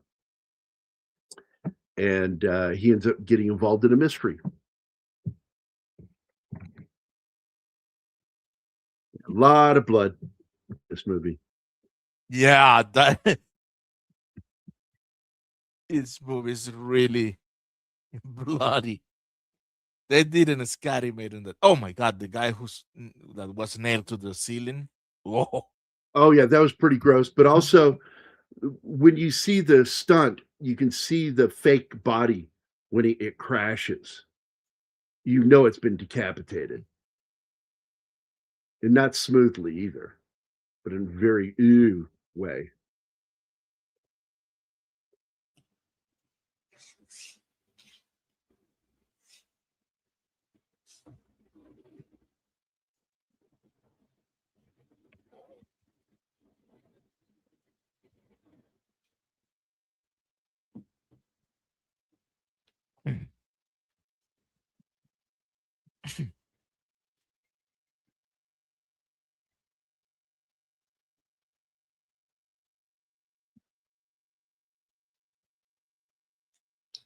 I like that backstory of the word sabotage. oh yeah, the sabots. Yeah, Yeah, the shoes. Wooden shoes thrown Yeah, I've into always just liked give me a that. minute. I'm looking it up right now because that was what Spock was talking about in Star Trek 6, where he's explaining to her, to Chekhov and Uhura, that 400 years prior on Earth, workers threatened by automation threw their wooden shoes called sabots into or sabot, into machines to stop them, thereby coining the word sabotage.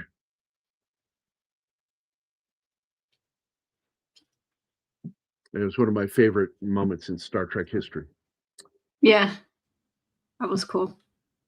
I knew about it before seeing it in Star Trek, and then I jumped like DiCaprio in once again. Once upon a time in Hollywood, snapping my fingers and pointing to the screen. Yes, yes.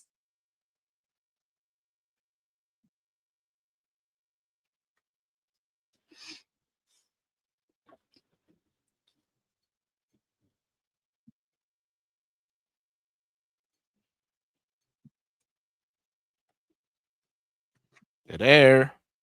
Yeah, here's the question that I cannot answer. What question? Is this movie on any streamers? Let me check. If you go to IMDb, because I cannot absorb Joe. Well, to be honest, I used to say that, but I knew it was wrong. And I said, "Oh fuck it." It took me a while to to develop the muscle memory to say it correctly. Um, what was the question again? Where Oh, you where can to find watch this Sabotage? movie? Okay. Let me see. In Prime Video, you can stream it from Prime Video. He says he checked Tubi and Prime.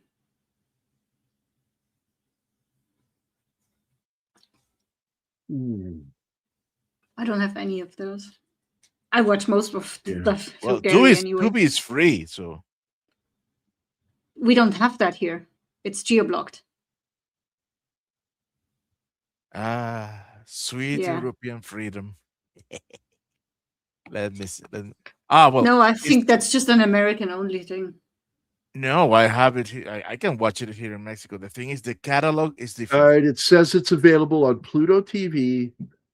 It's available for free on Sling TV, on Plex. You can buy it on Apple TV for $3 or rent it for $3.99, Fandango and Amazon Prime. Okay, Repop. It also says it's available for free with subscription on Philo or Philo or whatever that's fucking called, how it's pronounced. Okay, Real says it's on Roku TV too, but the Roku channel. There you go.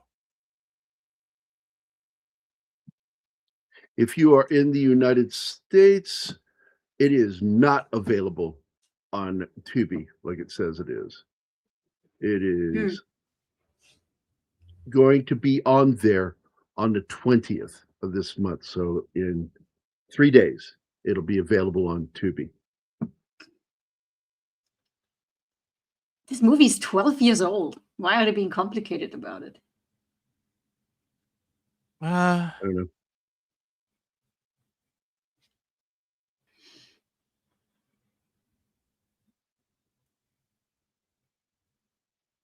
Yeah, we talked about that alternate ending, Gambit, and it's terrible.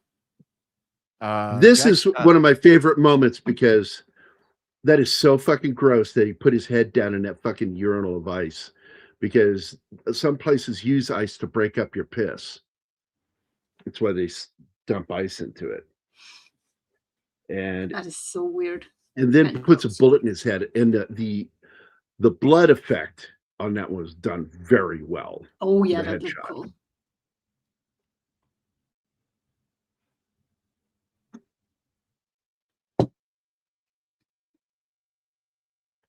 That ending is so satisfying. He just kills everybody who was involved with that. But he's dead too, but he doesn't care. He's fine with that. Yeah, he's done. He has nothing to live for anymore, so. I know a movie called Viva Zapata. Yeah. Oh, and fun fact, ayer in Spanish is ayer, and it means yesterday. And with that per, I'll be back. I have some things to attend to, so I'll be back in a couple of minutes. Okay.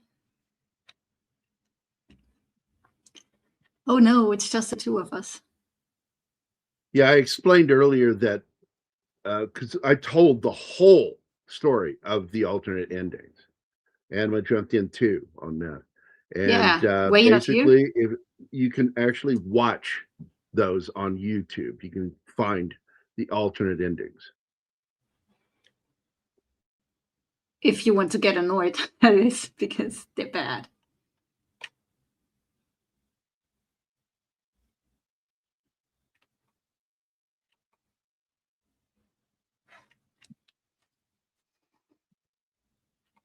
I like that he's drinking tequila and smoking a cigar as he dies.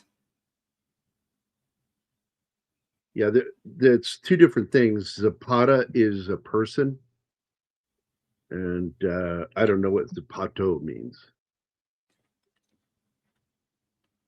Yeah, it means shoe. So they're two different things. There's Zapata and there's Zapato.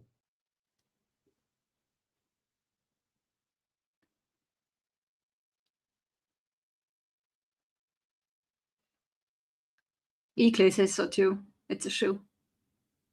Yeah, if it ends with an O, it's the shoe. If it ends with the A, it's a name.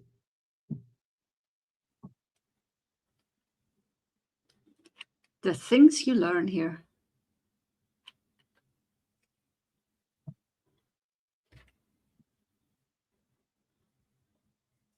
When asked by IndieWire what happened and about the experience of making the film, director David Ayer said, "Oh gosh, I don't know. I think it's better to do my movies starting from scratch, my own scripts. I learned a lot, and everything learned there I brought to this table in theory.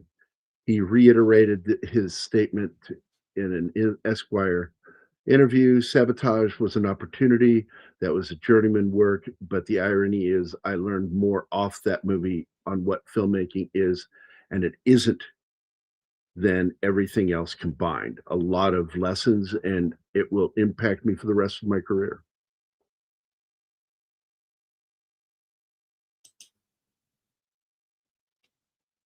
Arnie is asking, is there any humor like Last Stand? There is some humor in it, but overall it's brutal. Yeah, it's not the typical Arnie Bond joke thing, stick around. None of that. The humor is more in the moment, rather, more realistically than it is anything. Like when that one dude gets a tattoo on his back and everybody's teasing him that it looks like a dick. And he tells Yeah. the guy tattooing him, dude, if I look in the mirror and I have a dick on my back, you're dead. And then Arnold comes in and sees the tattoo and stops for a moment. It's like, is that a dick on your back? And he gets really angry. It's small things like that are funny.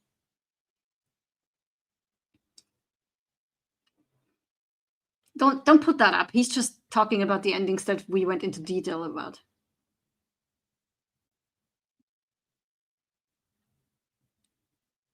What's a breakthrough? I don't know. Zapato is a shoe in Spanish. Zapata is the name of a famous leader.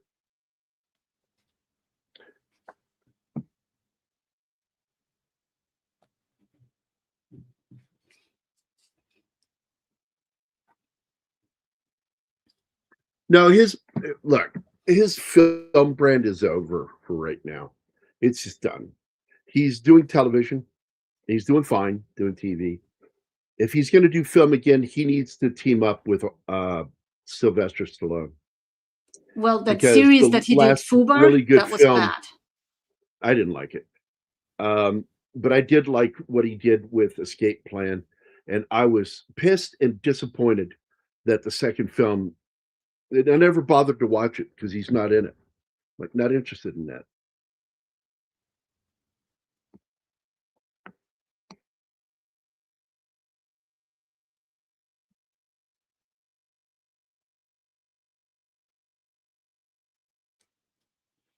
It's a pad that goes on your car brakes. Yeah, I wouldn't know about that. That's actually partially incorrect. Because what led to the problem wasn't the executives, it was the test audiences. The test audiences wholly rejected the endings. They hated both of the tested endings. They make And no it sense. And it made the studio panic, and they had them go change everything and make Arnold the good guy, or a good guy. To my knowledge, it's still happening, Ernie. Yeah, last I heard it was.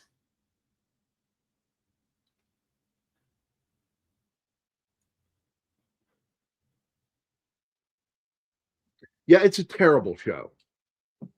It's the daughter being disrespectful to him, rude to I him couldn't get through it. constantly. I can't watch that.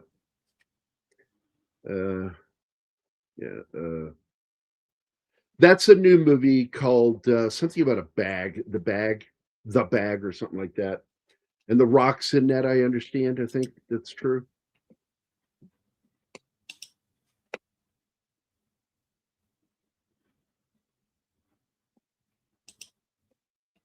Well, he's been talking about that and a sequel to, I think it was Commando. Was it Commando or Predator? He said he's going to do it. Been talked to about a sequel. I think it was Commando. It's called The Man with the Bag, where he's playing Santa Claus. They're in post-production now. And it's kind of cool because like one of his best films from back in the day, it was Jingle All the Way. Still a popular fucking film in the holidays.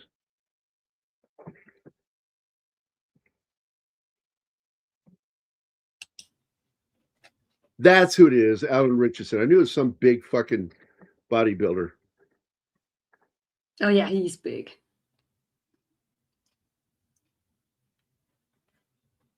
So this is the reason how the premise becomes cliche. Yeah. So, like when you're dealing with cliches, you're dealing with tropes first. You know, classic tropes, and they can be good. As Alfred Hitchcock, as well as other famous writer directors, have said, over time, there's no such thing as an original story, just an original way of telling it. And I think one even said there hasn't been a new story since the Bible, because everything that can happen in a story happens in the Bible.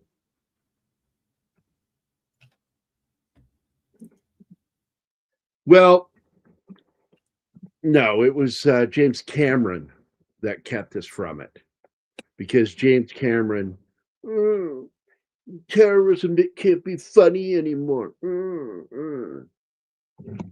I don't think it needed a sequel. And the series is terrible. Oh, dumb show. No, the idea for a sequel would have been fine. I think fans would have enjoyed it. But he pussied out. And one of the greatest ways to deal with the enemy is to mock them. And he forgot that rule. But he, Schwarzenegger goes and makes another film about terrorism called Collateral, or Collateral Damage. Collateral Damage. Tom Cruise movie is called Collateral. Yeah. Yeah, it was James Cameron being a whiny bitch after 9/11.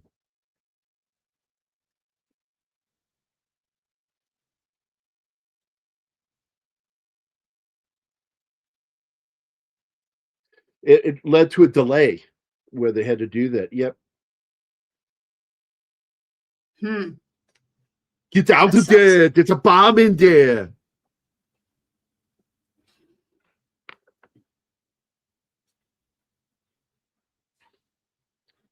Very correct, Alpha. Well, he knows his shit.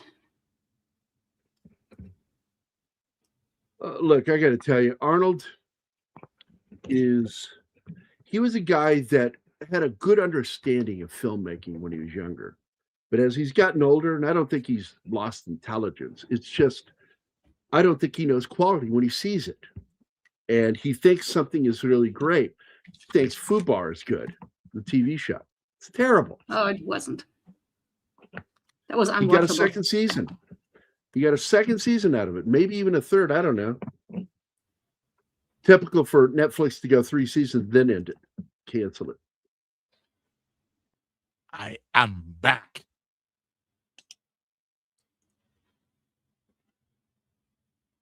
Has any good movies since Terminator? It only has 2 seasons. Fubar. Yeah, but the last one was last season, right? So I don't know if they've got more coming or if it's ended. And having been in the World Trade Center on 9/11, I have no sympathy for excuse making for terrorists. No, it's cancelled. Good. On the 1st of August, 2025, Netflix canceled the series after 2 seasons due to a steep decline in viewership for the second season. Yeah, just Cameron's crazy. Cameron is crazy.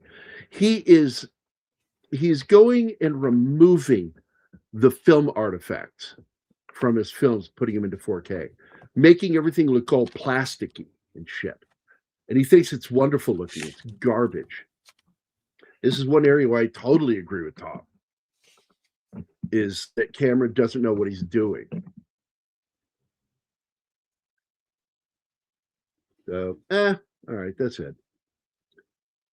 Let's see. First person we have, Gambit, Snorty, Real Popcorn Geek, John Whitaker, 11 Alpha, E. Cleek Thomason, Wade, Read by Nature, Canadian Spider-Man, Shinatsky, Penny.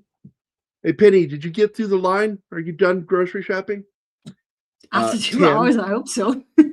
Slasher Fred, and then Ernie And it was good seeing all you guys here, man. It was a quiet day. We're just doing Schwarzenegger this week.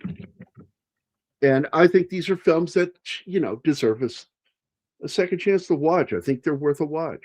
I think that this movie in particular is good. It's not great, but it's good. And Arnold is good in it. I like the supporting cast. It's just, if you've never seen Sabotage, give it a watch. It's worth it. Yeah, I have absolutely. I would not. one thing to say. I would love they had shoot it on film instead of digital. Yeah, because there's a couple of scenes in there that I thought were ruined. The they final look shootout digital. was one of them. It looks very digital, and I don't like that. Yeah, I agree. Yeah, John Whitaker, you bet, man. You have a good Friday too. Hey, don't forget that John's going to be playing some video games later tonight. So don't forget to jump in and say hi to him. Help support him in his quest to get better at playing video games. Oh. And it's an unending quest for him. Then you've got Doomcock later with his Friday Night Frolics, which is always worth a watch. Always. Found it on Pluto. Gonna check it out. Pluto, is Pluto already have it? Because I know Tubi is getting it on the 20th. Well, he says he found it, so yeah, they have it. Okay, good. All right. And yes, Collateral Damage was supposed to have come out in 2001, but evidently we all know what happened in that September. It impacted other films too, man. Spider-Man. Sam Raimi's Spider-Man. Good grief, man. I watched Sabotage for the first time since it came out in prep for the show. Fantastic, Popcorn Geek. What was your overall rating for the film? Did you like it? Everybody, give me your review. 1 out of 10. 10 being the best movie, 1 being the worst film you ever saw. Let's see everybody's review on this.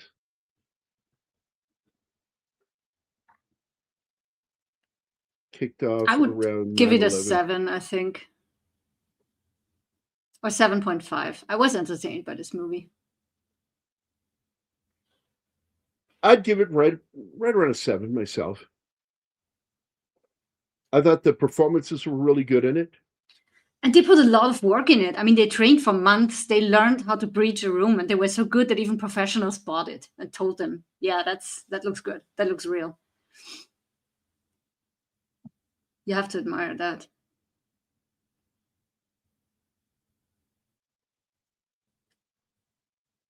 We will talk about that tomorrow. Yeah, he's an idiot. Terminator. We're doing Terminator tomorrow. Is definitely a good film. It is, and I'm looking forward to seeing it again. Still I've relevant. seen it, I think, twice. Only twice? But yeah. Popcorn gives it 7 out of 10, same as us. Okay. Gambit, Alpha, you guys, John, Eclay, if you're not gone, can you guys give us your score for the film? What's yours, Martin? Oh, 6. Oh, ouch. Yeah, 6 is decent. I'm right there with you, brother. Right there with you, Alpha.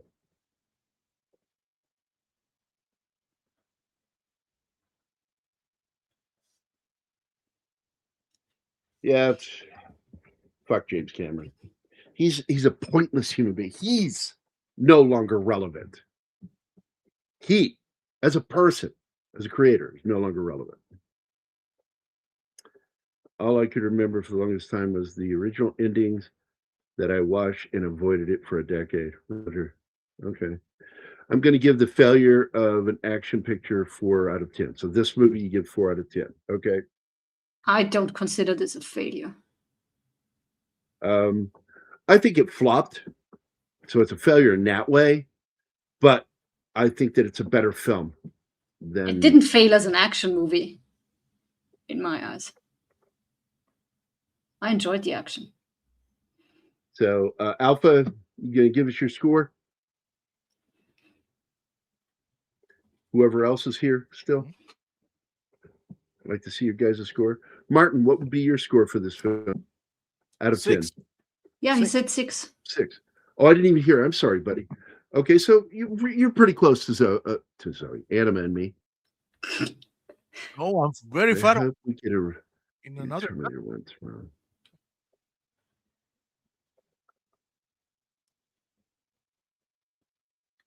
I think that's all the ratings we're going to get from chat. Yeah, Alpha, I was a little surprised. I thought you were going to give us a score. And I rewatched this one before because it's a bona fide classic.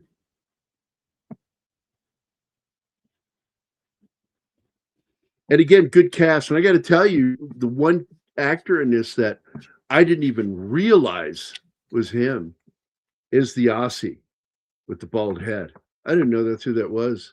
It wasn't until later that I realized, oh shit, that's that guy from the what is that movie called with the remake Clash of the Titans? Ah. Alpha is chickening out. He says, I don't have a rating. He's pleading the 5th.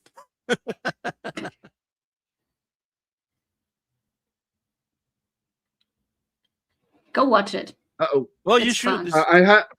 Give it a shot, Canadian Spider-Man. I'd like to know what you think, and then message me. I do believe you and I are now friends on Facebook under your personal account. So, anyway, everybody, have a good Friday. And like I said, don't forget, John's going to be playing some video games later.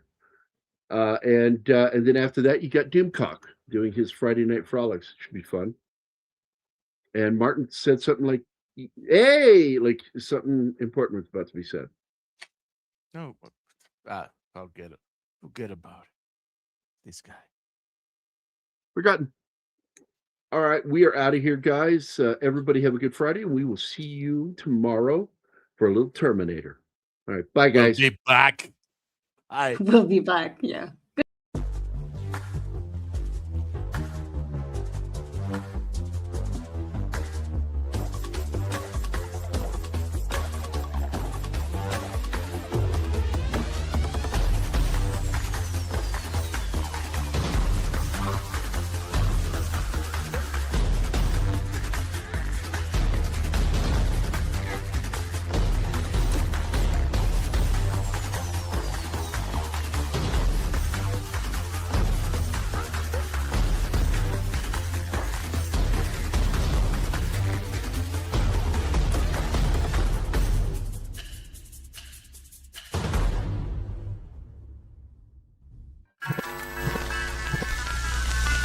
Y'all come back now, you hear?